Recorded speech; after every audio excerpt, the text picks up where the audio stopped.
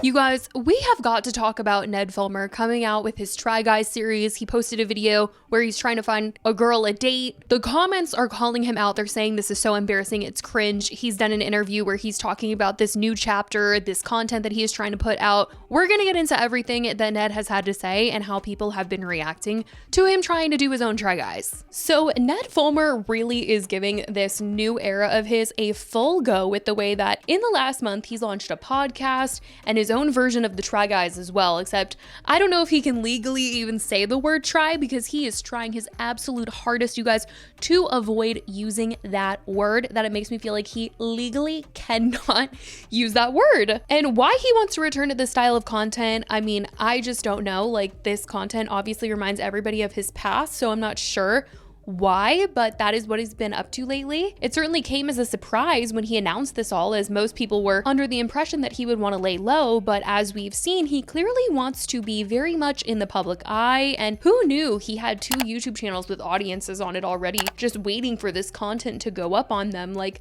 I think one was a channel that him and Ariel maybe had, and then I guess he had a personal channel as well that had a bunch of subscribers during the Try Guy days, but he is using both of them now to put out all of this content that he has been working on. We've already talked about how he wanted to launch a podcast called Rock Bottom, where he gave people an opportunity to talk about things that they've been through in life, aka their rock bottom. Now he's launched this new series where he's trying different things. And last week we got the trailer for it, and now it's fully out. He's got 3 videos up. He's got the trailer. He's got one called Blind Dating 5 Guys in Secret AI, and another one called Can I Survive Fighter Jet G-Forces 1,400 Pounds. Why he would even want to do the dating one, I'm not sure. Like, truly, he should be straying away from anything that has to do with dating and romance and everything, just given his whole reputation. I don't know if he just wants to remind us about a scandal or what, but the whole idea is a mess. This one bachelorette is going to blind date 5 single guys looking for love.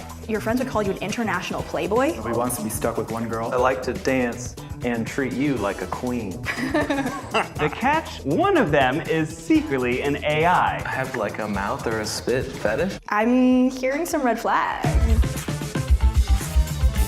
Hi, I'm Ned Fulmer, and welcome to Future Love, a show that explores dating, love, and technology in the future.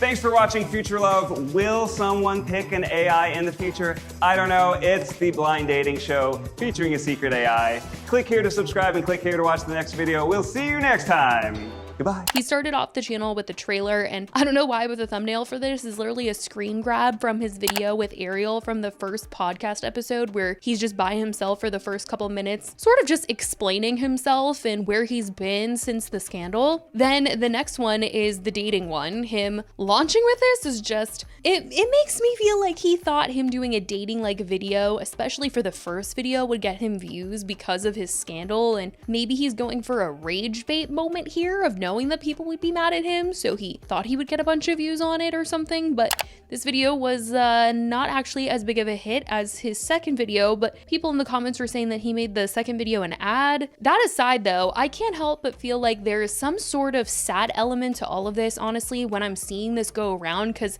it really just feels like he's got this huge ego, wants to be the star, he wants to be a host, like wants to be the face of a bunch of different shows, when he just like already had that, you know? He had it with other people, and maybe he just didn't like sharing that spotlight.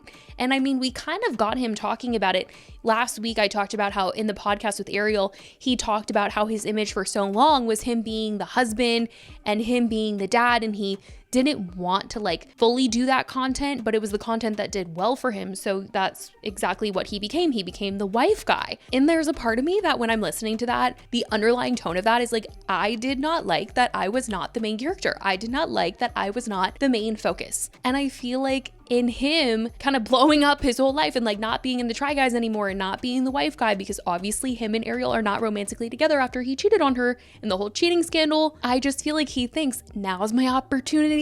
I can do it all by myself. But like, dude, the audience is just not there because you really effed up. Your character, the internet doesn't like it. And I feel like when you want to be a host, you got to be likable in some capacity. And well, it's just not hitting the way I think he wants it to hit. I think he wants to be enough. enough. That's what he wants. He wants to be acknowledged as like enough by himself as solo Ned Fulmer. He wants it to work, and it's not. And maybe because it doesn't feel authentic. I don't know. There's something about it that just isn't hitting. And I think it also has to do with the fact that he's doing content that he was doing back then, basically. Like, he's redoing the Try Guys. He's just doing it alone. And people are just like, dude, like, you had it all and you ruined it. You blew it up. So now that you're trying to do it by yourself, it's like, it's sad. And not in like a people feel bad for him way. It's just like, it's sad to watch it. Can my body survive fighter jet G-forces?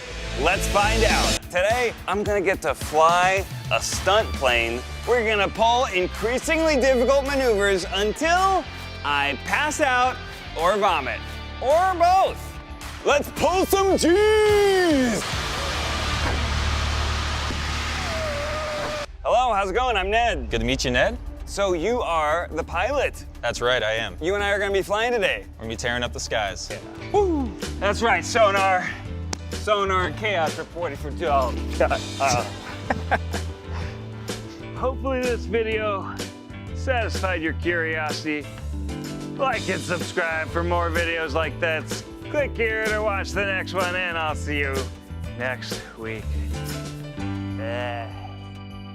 Yikes, I mean, people in the comments like, this is so embarrassing. Ned leading a dating show after publicly cheating on his wife and ruining his entire career is unreal. And I thought the podcast was a bad idea. Now, Ned hasn't been just posting, he's been doing interviews as well. He recently sat down with TMZ to talk about the backlash that he's faced since relaunching himself. They wrote, Fulmer says he understands why the pilot episode of his new podcast, Rock Bottom with Ned Fulmer, made some fans uncomfortable, especially since it featured his wife Ariel, marking their first joint appearance since his cheating scandal. It's not a pleasant subject matter, he admitted, but one reason why I wanted to do this show was to not shy away from those conversations. Ned said while some viral clips looked cringeworthy, he and Ariel were proud of the full hour, calling it part of 3 years of growth. Still, the internet wasn't exactly forgiving. The episode drew immediate backlash from critics who accused the couple of trying to rewrite history, with Ned once again becoming a trending topic. They also talked about how he's working on his new projects and wrote, now Fulmer says he's focused on moving forward, even if that means tuning out the noise. When I see some of these clips, it's cringy, he said.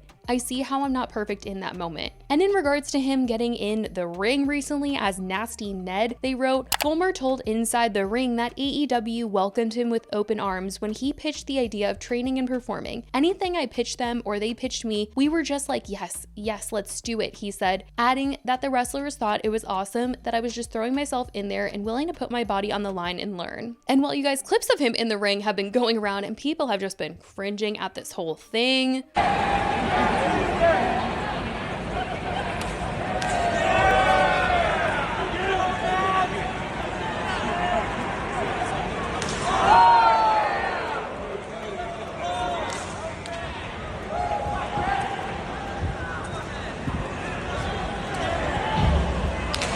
Now, I will say he has received some comments of people willing to give him a second chance, but others have been quick to remind these people that, you know, it's not just him who was affected by his actions at the time. It wasn't just him and Ariel, and that he affected his company as well. And Keith and Zach openly have talked about this. And last year they sat down with Anthony Padilla and talked about what occurred. When we went through our events, you know, it changed how our channel was surfaced. It chased advertisers away because we were too hot. We lost millions of dollars in booked branded revenue. It sent our company into a tailspin. And so we looked at, okay, if this can happen, that means that this is not sustainable. So I don't know if they would be on the side of those willing to give him another shot after all that, but he's out here trying to do whatever it is he can do to be in front of the camera, putting himself out there like he used to. And I don't know for how long it's going to go on for, but I guess we'll just have to see. But as of right now, that's what's going on with Ned, what he's had to say about all of this. Let me know what you guys think about him trying to do these try videos and what he's had to say in these interviews. There's obviously a lot of opinions, but I want to know what you guys think. Let me know your thoughts in the comments. I love you guys so much, and I will talk to you in the next video. Bye, guys.